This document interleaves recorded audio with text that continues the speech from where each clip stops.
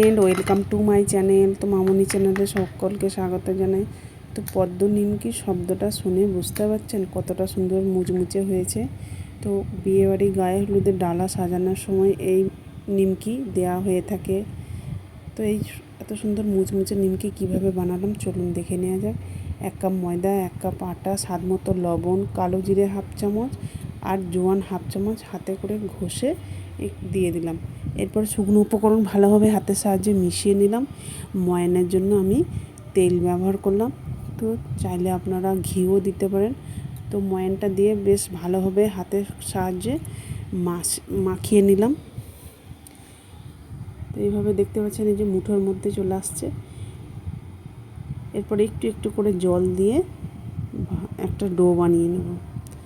একেবারে বেশি জল দিয়ে দিলে কিন্তু নরম হয়ে যাবে, তাহলে আবার ময়দা দিতে হবে, তাহলে পারফেক্ট মাখানো হবে না। বেশ অল্প অল্প করে জল দিয়ে সুন্দর একটা ডো বানিয়ে নেব। তো যে যেখান থেকে বসে আমার ভিডিওটা দেখছেন প্রথম থেকে শেষ পর্যন্ত দেখার অনুরোধ রইল। তো 10 মিনিট রেখে দিয়েছিলাম, দেখুন কতটা সুন্দর আগের থেকে নরম হয়েছে। তো এরপর এখান থেকে আমি রুটির মতো লেচি কেটে নেব আর সামান্য ময়দা ছড়িয়ে বেলে নেব রুটির মতো।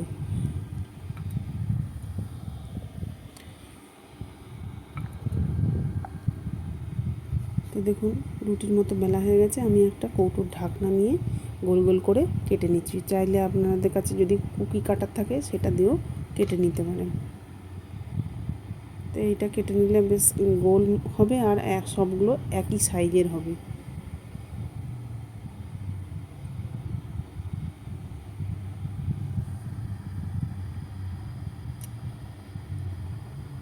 তো দেখুন আমার সবগুলোই বেলে গোল গোল করে কেটে নিয়েছি। এরপর আমি নিমকির শেপে বানিয়ে নেব।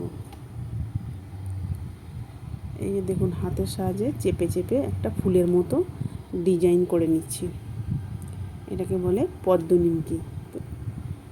তো দেখতেই পেলেন একদম লুচির মতো ময়ান দিয়ে বেশ ভালোভাবে মাখিয়ে নিলাম। খুবই সহজে যে কেউই বানাতে পারবে। এরপর এটাকে দেখুন একটা কাঁটা চামচ দিয়ে এইভাবে ছিদ্র করে দিলাম, তা নাহলে লুচির মতো ফুলে উঠবে। তো আরও একটা আপনাদেরকে বানিয়ে দেখিয়ে দিচ্ছি দেখুন। তো সবগুলোই আমার রেডি করা হয়ে গেছে নিমকিগুলো। এরপর তেলে ভাজার জন্য সাদা তেল বসিয়ে দিলাম কড়াইয়েতে। তেল একদম লো আঁচে থাকবে, সেই অবস্থায় নিমকিগুলো ছাড়তে হবে। তো দেখেই বুঝতে পারছেন তেলের কোনো শব্দ নাই, একদম অল্প অল্প একটা উঠছে দেখা যাচ্ছে। এরপর তেলটা এইভাবে খুন্তির সাহায্যে নাড়িয়ে দেব, তাহলে আপনি দেখবেন নিমকিগুলো ভেসে তেলের উপরে উঠে আসবে। সেই অবস্থায় তখন আমি আঁচটা একটু মিডিয়ামে করে দেব। তো ফুলে উঠেছে দেখতে পাচ্ছেন, আমি আঁচটা এই অবস্থায় বাড়িয়েও দিলাম। এরপর একদম উল্টে পাল্টে দু পিটি বেশ ভালোভাবে লালচে লালচে হয়ে আসলে ভেজে নেব সেই অবস্থায়। তো কালারটা দেখতে পাচ্ছেন কতটা সুন্দর হয়েছে, একদম সোনালির মতো। তো এগুলো আমার ভাজা হয়ে গেছে। এর পরের বারও আমি তেলটা কিছুটা ঠান্ডা করে তারপরে নিমকিগুলো দেব। তো একই প্রসেসে আমি সব নিমকিগুলোই ভেজে নেব। যারা আমার ইউটিউব চ্যানেল থেকে দেখছেন একটা সাবস্ক্রাইব করে পাশে থাকবেন আর পাশে থাকা বেল বাটনটি অল করে রাখবেন, তাহলে আমার রেসিপি ছাড়ার সাথে সাথে সবার আগে আপনার কাছে পৌঁছে যাবে। তো দেখেই বুঝতে পারছেন কতটা সুন্দর হয়েছে, লোভনীয়। শব্দটা শুনেও নিশ্চয়ই বুঝতে পারছেন কতটা মুচমুচে হয়েছে। এইভাবে বানিয়ে আপনি 15 দিন 1 মাস রেখে খেতে পারবেন।